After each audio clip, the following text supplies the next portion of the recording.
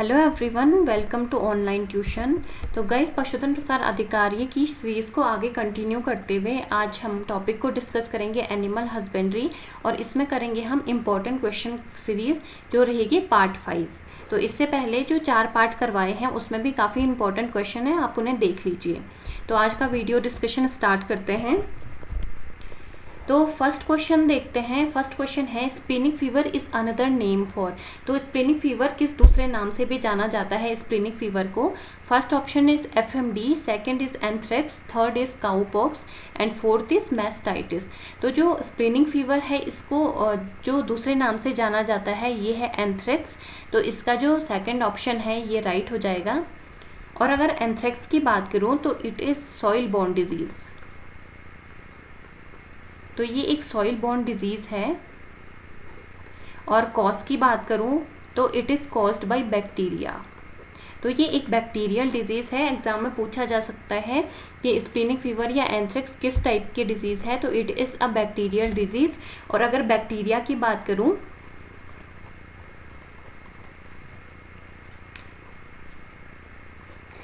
तो ये होता है बेसिलस एंथ्रेसिस के कारण। तो जो जिस बैक्टीरिया की वजह से स्प्लिनिक फीवर होता है तो ये है बेसिलस एंथ्रेसिस। तो it is mainly a cattle disease. तो ये कैटल को होने वाली एक डिजीज़ है। और अगर इसके सिम्टम्स की बात करूँ कि अगर किसी कैटल को स्प्लिनिक फीवर हो जाता है तो क्या क्या सिम्टम्स उसमें हो जाते हैं, तो इसमें है जैसे फीवर हो जाता है, इसमें अनकॉन्शियसनेस, डिफ़िकल्टी इन ब्रीदिंग,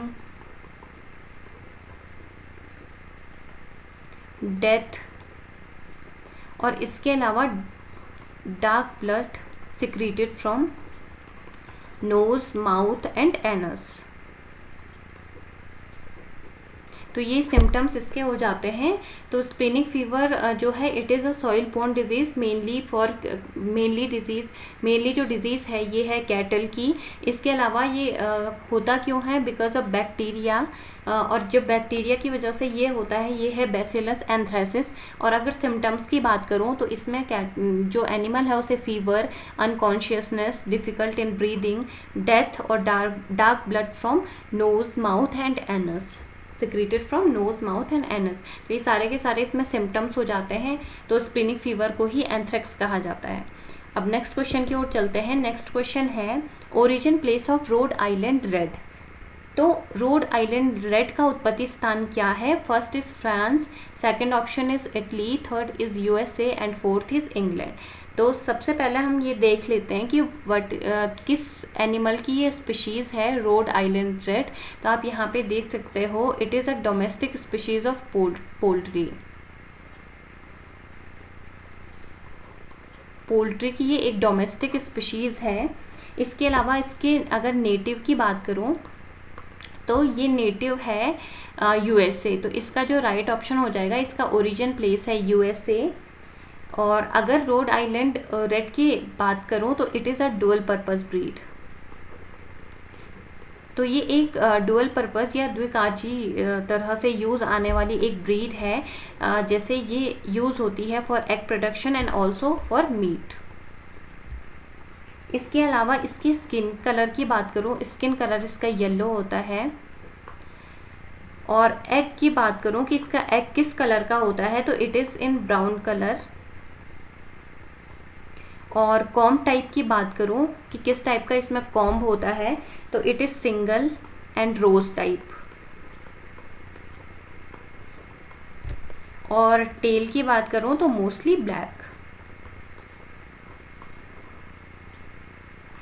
तो ये एक डुअल पर्पस ब्रीड है जिसमें स्किन का कलर येलो, एग जो होता है कलर इसके एग का ब्राउन, और इसके कॉम्ब का जो टाइप होता है ये होता है रोज टाइप, और टेल इज़ मोस्टली ब्लैक। तो जब भी पोल्ट्री की ब्रीड के बारे में हम लोग पढ़ेंगे तो इसके बारे में ब्रीफली वहाँ पर आपको समझा दूंगी कि रोड आइलैंड रेड या और भी कौन सी ब्रीड होती हैं पोल्ट्री की। तो ये है ओरिजिन प्लेस है इसका यूएसए, डोमेस्टिक पोल्ट्री ब्रीड है, नेटिव यूएसए में है, डुअल पर्पस ब्रीड है for egg production and also for meat. Skin colour is yellow, egg colour is brown, comb type is single and rose type, और tail is mostly black. तो इसका जो right option हो जाएगा ये हो जाएगा ऑप्शन नंबर 3rd। अब नेक्स्ट क्वेश्चन की ओर चलते हैं। नेक्स्ट क्वेश्चन है roughage contain moisture up to, तो चारे में जो नमी की मात्रा है वो कितनी होनी चाहिए। तो फर्स्ट ऑप्शन है 15 to 20%, सेकंड है 5 to 10%, थर्ड है 10 to 15% एंड फोर्थ है 20 to 25%। तो जो रफेज है it is a type of feed for animals, ताकि उनकी हेल्थ अच्छी रहे, ताकि वो मिल्क प्रोडक्शन अच्छा कर सकें और यूज़ में आ सकें। तो उनके लिए जो न्यूट्रिशन से उपयुक्त जो फीड है वो होना चाहिए। तो रफेज भी एक टाइप का फीड है उनका।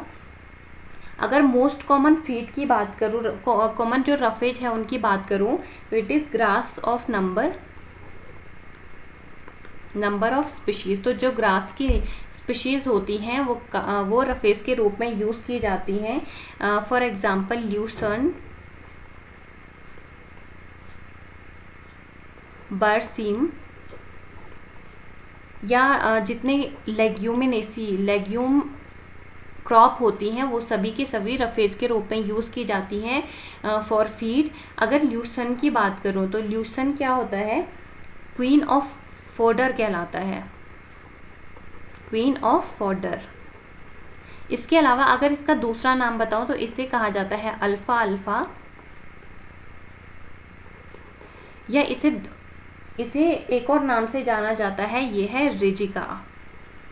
रिजिका के नाम से भी इसे जाना जाता है। तो ज़्यादातर जो ग्रास है, नंबर ऑफ स्पीशीज़ ग्रास में, या जो लेग्यूमिनेसी फैमिली की जो क्रॉप हैं, तो वो सब रफेज के रूप में यूज़ की जाती हैं। और रफेज की बात करूँ तो इसमें होता है प्रोटीन एंड विटामिन रिच।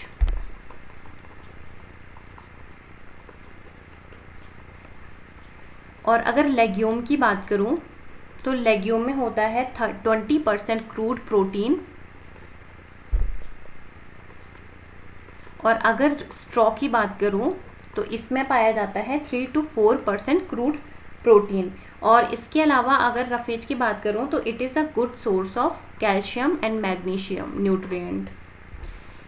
और टाइप की बात करूं अगर रफेज कि रफेज कितने टाइप का होता है, तो ये होता है 2 टाइप का। तो फर्स्ट है ग्रीन एंड सेकंड है ड्राई। तो ये दो टाइप का होता है roughage. First is green type of roughage and second is dry type of roughage.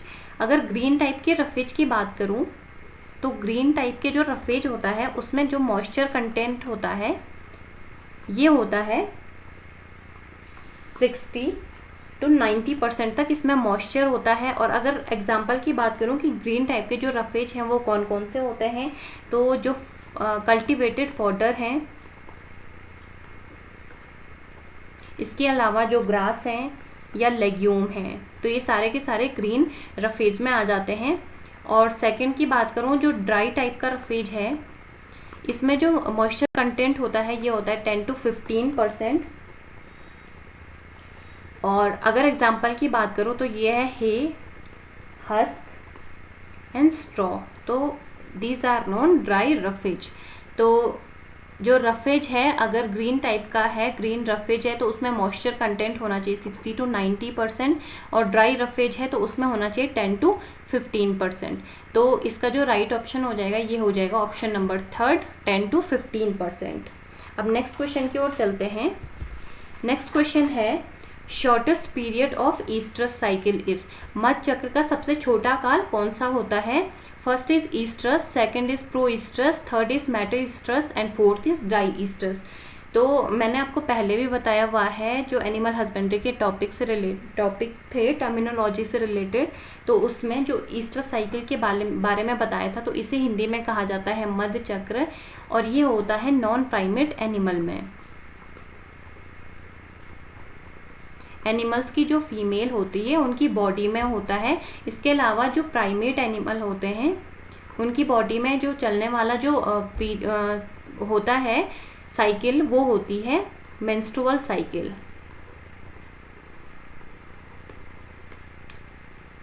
For example mammals, human, या मोंकीज। अगर नॉन प्राइमेट्स की बात करूँ तो जो इनका ईस्ट्रस साइकिल होता है वो 4 फेज में होता है। First is prooestrus, oestrus, metoestrus and dioestrus. तो इसमें जो सबसे छोटा वाला पीरियड होता है, शॉर्टेस्ट पीरियड, तो ये होता है ईस्ट्रस। तो ईस्ट्रस को कहा जाता है इन हीट। और जब ईस्ट्रस में फीमेल रहती हैं तो female most receptive for reproduction.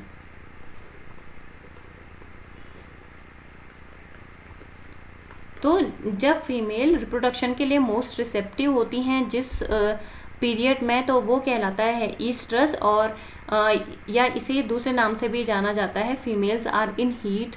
तो जो शॉर्टेस्ट पीरियड होता है ये होता है ईस्ट्रस। तो इसका जो राइट ऑप्शन हो जाएगा ये हो जाएगा ऑप्शन नंबर फर्स्ट।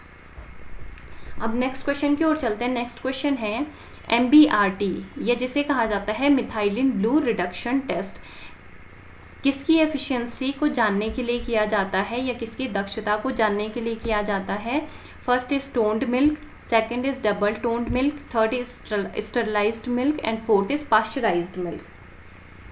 तो जो MBRT होता है या मिथाइलिन ब्लू रिडक्शन टेस्ट होता है, तो ये जो पास्चराइज्ड मिल्क होता है उसको जानने के लिए किया जाता है। तो एग्ज़ाम में कॉमन सीधे सीधे ये पूछ सकता है कि MBRT क्या है, या इसका फुल फॉर्म क्या होता है, या इसके अलावा ये क्यों किया जाता है, किस लिए किया जाता है। तो ये होता है मिथाइलिन ब्लू रिडक्शन टेस्ट। तो ये किया जाता है to know the quality of milk.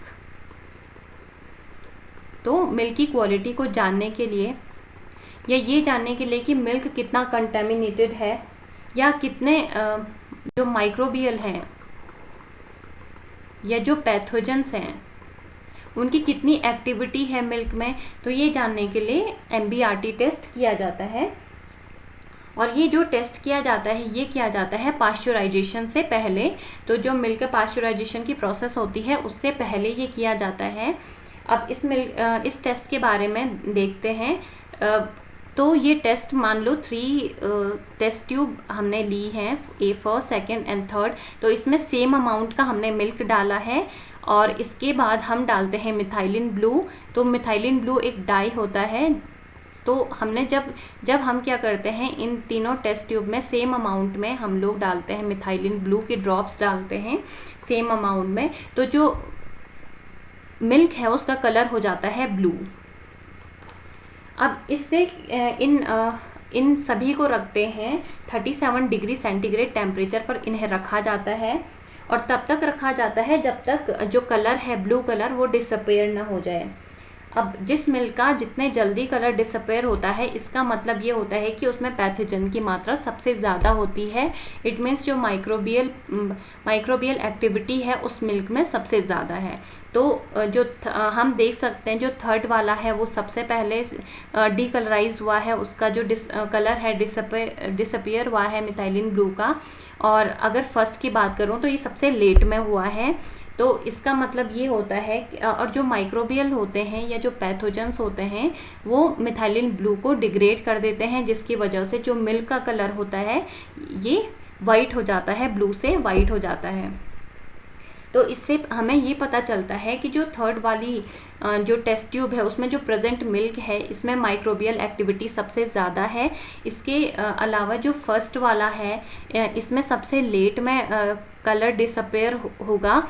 तो इसका मतलब ये होगा कि सबसे ज़्यादा pure milk first test tube में है, और जो मिल्क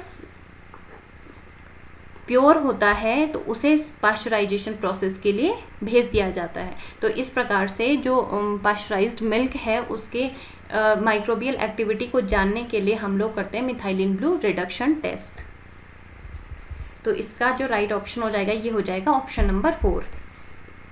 इसके अलावा अगर बात करूं स्पीड ऑफ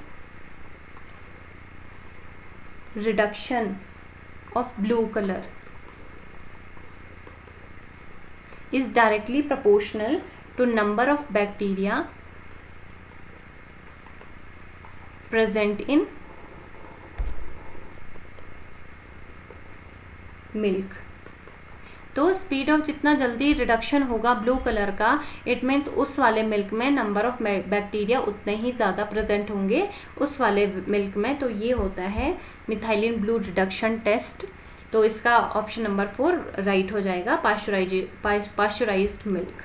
अब नेक्स्ट क्वेश्चन की ओर चलते हैं। नेक्स्ट क्वेश्चन है केमिकल यूज्ड इन डीहॉर्निंग इज। तो जो डीहॉर्निंग होता है उसके लिए कौन सा केमिकल यूज़ किया जाता है। सबसे पहले देखते हैं जो डीहॉर्निंग होता है वो होता क्या है। तो डीहॉर्निंग है removing of horn in livestock. तो जो लाइव स्टॉक है उसके हॉर्न को रिमूव करना ही डीहॉर्निंग कहलाता है। अब डीहॉर्निंग का प्रोसेस किया क्यों जाता है, इसका एम क्या होता है। तो ये इसलिए किया जाता है फॉर सेफ्टी पर्पस। तो सेफ्टी पर्पस के लिए ये किया जाता है। इसके अलावा लेस इंजरी और ट्रांसपोर्टेशन के लिए, ताकि जो एनिमल्स हैं उनको एक स्थान से दूसरे स्थान पर ट्रांसपोर्ट करने के लिए कोई दिक्कत ना हो। इसके अलावा स्पेस, तो डीहॉर्निंग की वजह से उनके लिए स्पेस की भी ज़रूरत कम होती है। तो इन पर्पस को लेते हुए डीहॉर्निंग की प्रोसेस की जाती है। और अगर काफ की बात करूँ तो उसमें रिमूव कर दिया जाता है या डीहॉर्निंग की प्रोसेस की जाती है बिफोर 6 वीक ऑफ एज। तो जब काफ की एज 6 वीक से पहले होती है, जब उसमें हॉर्न बड होते हैं, तो तब उनका किया जाता है रिमूवल। इट मीन्स डीहॉर्निंग प्रोसेस तब की जाती है।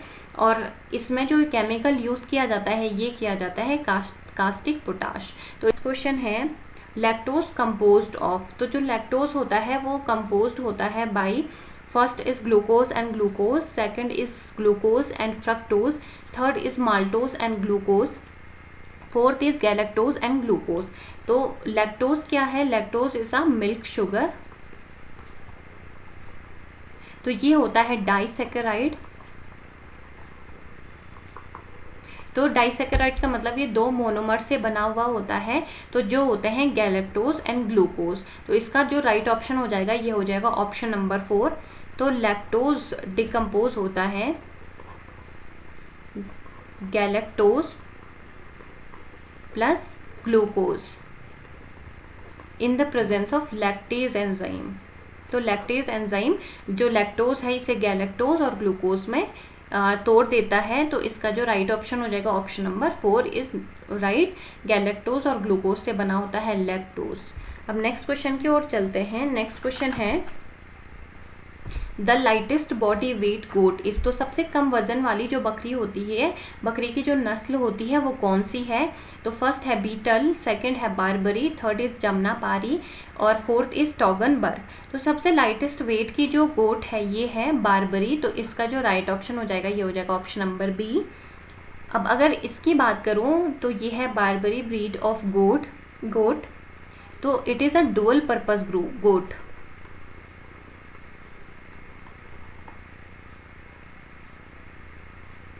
For meat and for dairy production. तो 2 द्विकाजी नस्ल की गोट है ये एक। तो इसका जो बॉडी साइज होता है it is small, head is also small. और अगर कलर की बात करूँ तो जो कलर आप यहाँ पे देख सकते हो वाइट कलर का है विथ ब्राउनिश रेड स्पॉट।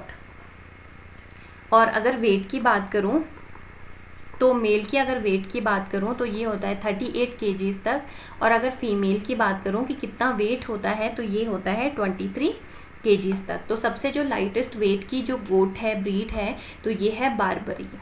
अब नेक्स्ट क्वेश्चन की ओर चलते हैं। नेक्स्ट क्वेश्चन है Asia largest milk colony situated in. तो एशिया की जो सबसे बड़ी दूध बस्ती है वो कहाँ स्थापित की गई है। First is Uttar Pradesh, second is Karnataka, third is Punjab and fourth is Maharashtra. तो जो सबसे एशिया की जो सबसे बड़ी जो दूध बस्ती है ये स्थापित की गई महाराष्ट्र इन 1946। तो 1946 में इसे स्थापित किया गया है। और इसका एम क्या है सिचुएटेड करने का, इसका कि जो सिटी है वहाँ पर से कैटल या बफेलो है उनको उसकी सीमा से बाहर करना, एक जगह पर उनको एकत्रित करना। इसके अलावा उनका मेंटेनेंस जो होता है एनिमल्स का मेंटेन करने के लिए अकॉर्डिंग टू साइंटिफिक टेक्निक्स, और high quality supply, high quality of milk produce करने के लिए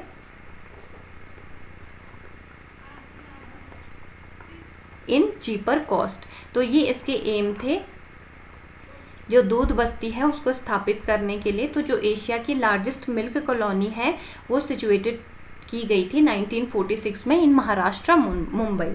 अब नेक्स्ट क्वेश्चन की ओर चलते हैं। नेक्स्ट क्वेश्चन है कोलेस्ट्रम इज, खीस क्या होता है?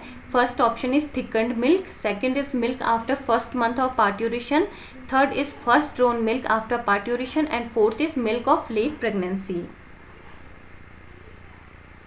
तो जो कोलेस्ट्रम होता है या जिसे कहा जाता है खीस, तो ये होता है जो प्रसव के बाद जो पहला निकाला गया दूध है या पार्ट्यूरेशन जो प्रोसेस होती है। तो पार्ट्यूरेशन क्या होता है? Giving the birth of young ones, या डिलीवरी के बाद का जो फर्स्ट मिल्क होता है, इसे ही कहा जाता है कोलेस्ट्रम। तो जो कोलेस्ट्रम होता है it is rich in mineral, fat, carbohydrate, disease fighting protein. इसके अलावा ग्रोथ हार्मोन प्रेजेंट रहते हैं और डाइजेस्टिव एंजाइम।